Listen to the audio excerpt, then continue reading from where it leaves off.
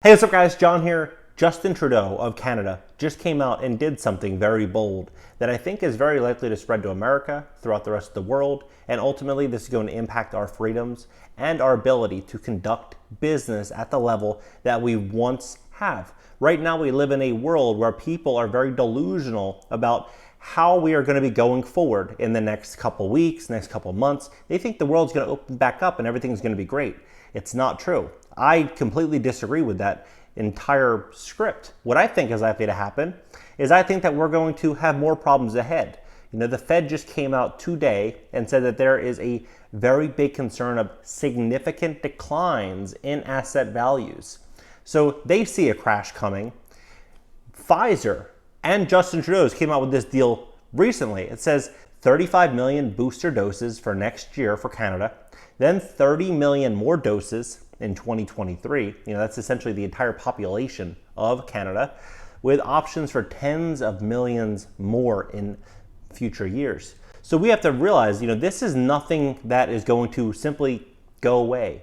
So when you hear people panicking that they need to run out there and buy real estate, they need to run out there and deploy cash into assets, you know, that could make sense if it's a really good deal. But unfortunately, a lot of people are overpaying right now out of sheer panic and fear, while smart investors are sitting on the sidelines paying attention as to what's really going on. And in this video, I'm going to cover a lot of that. So please smash that like button. When you hit the like button, YouTube is going to share the content, and the more people that see it, the more people that are awake and aware and educated as to what's really going on. So please hit that like button. Let's begin. The Fed warns about a potential for significant declines in asset prices as valuations climb. The Fed warns of a potential for significant declines in asset prices as valuations climb.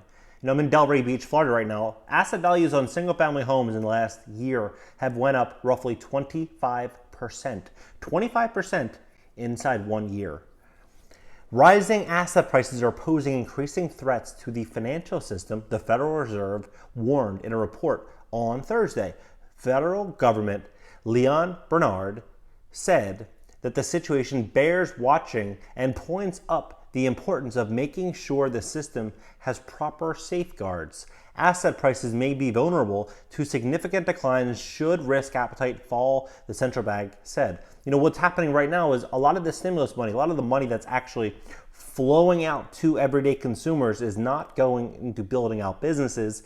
It is going into Dogecoin. It is going into stocks. It is going into actual assets. Meanwhile, the economy as a whole is not doing half as good as people think it really is. Rising asset prices in the stock market and elsewhere are posing increasing threats to the financial system, the Federal Reserve warned in a report Thursday. If we look at how much the stock market has climbed over the last 10 years, 12 years, it's staggering. It is incredible. And with this growth, people think that this is only going to continue. People are talking about a $35,000, a $40,000 Dow. It's just not sustainable. And when this falls, we're going to see a lot of weak hands get crumbled. We're going to see a lot of people get really hurt. It's a semi-annual financial stability report. The central bank said that while the system overall has remained largely stable, even through the pandemic, future dangers are rising, in particular, should the aggressive run on stocks tail off.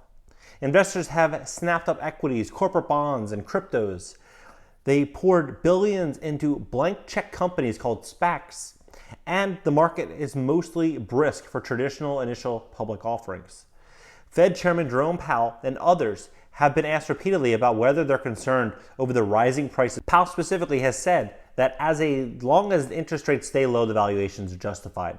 However, the report notes that there is danger lurking should market sentiment change, which I think is very likely. We're hearing about different variants, different problems, different risk, and all it takes is one concern in America that gets sold throughout the mainstream media. High asset prices in part reflect the continued low level of treasury yields. Higher valuations for some assets are elevated relative to the historical norms, even when using measures that account for treasury yields.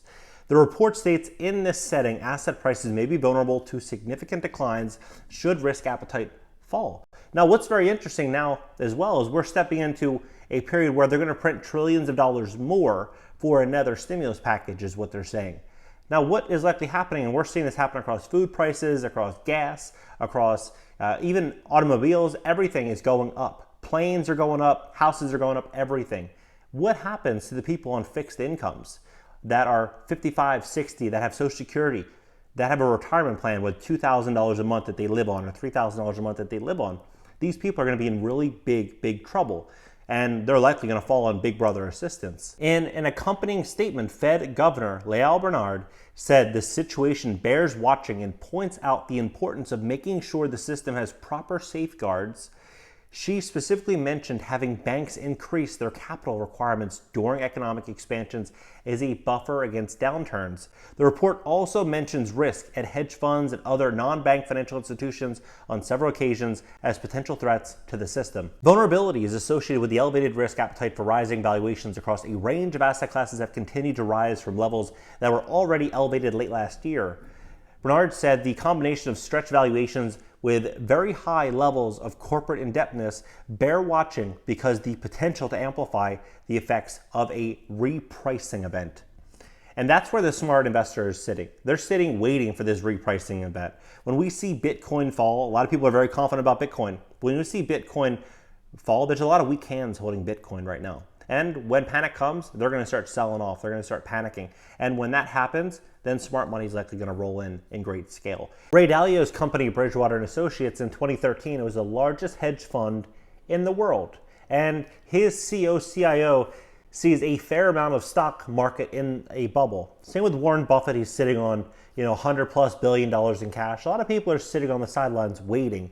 What are your thoughts as to what is going on? Do you think that this is really sustainable, or do you think that we're going to see a massive crash coming in the next 3 to 6 to 12 months? It's really hard to kind of pick a specific deadline as to when it's going to come, just because I've tried to do it in the past, and ultimately what happens is something out of my control, which is Biden just printing more and more money. He might do that for another 6 months. He might do it for another year.